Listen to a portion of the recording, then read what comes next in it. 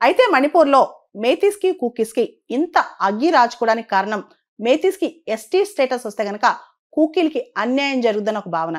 అయితే అదొకటే కారణం అంటే కాకపోవచ్చు. అది పొలిటికల్ నెగ్లెక్ట్ అవ్వచ్చు, రకరకాల పాలసీస్ అంటే మేతీస్ని మెప్పించడం, కూకీస్ని తక్కువ చేయడం వల్ల కావచ్చు, లేదా మనందరూ తెలుసు కూకీస్ ట్రైబల్ ఏరియాస్లో ఉంటారు, ఈ ప్రాంతాల్లో వాళ్ళ భూమి హక్కులు పోతాయి, వాళ్ళ ఉద్యోగాలు పోతాయి అనే ఒక భావన కావచ్చు, ఆర్థికంగా ఆల్రెడీ కూకీస్ వెనకబడి ఉన్నారు, ఇంకా వెనకబడతామన్న భయం కావచ్చు. ఈ కారణాల వల్ల కూకీస్ ఇప్పుడు తిరగబడ్డారనమాట. మొదటి నుంచి కూకీజో కమ్యూనిటీకి ఒక ప్రత్యేకమైన డిమాండ్ ఉంది.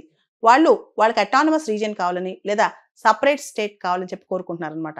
అయితే ఇప్పుడున్న ఈ ప్యాక్ట్లో ఇప్పుడు కొత్తగా యూనియన్ హోమ్ మినిస్ట్రీ వాళ్ళు కూకీజో వాళ్ళతో చేసిన ప్యాక్ట్లో చూస్తే కనుక టెరిటోరియల్ ఇంటిగ్రిటీ ఆఫ్ మణిపూర్ని మేము కదిలిచ్చాం, దాన్ని అంతే ఉంచుతాం అని చెప్పారనమాట. అంటే ఏ అటానమస్ టెరిటరీకి ఇక్కడ స్థావేమో మణిపూర్ ఇంటిగ్రిటీ కాపాడుతామని చెప్పి కూడా ఈ ప్యాక్ట్ చెప్తుంది.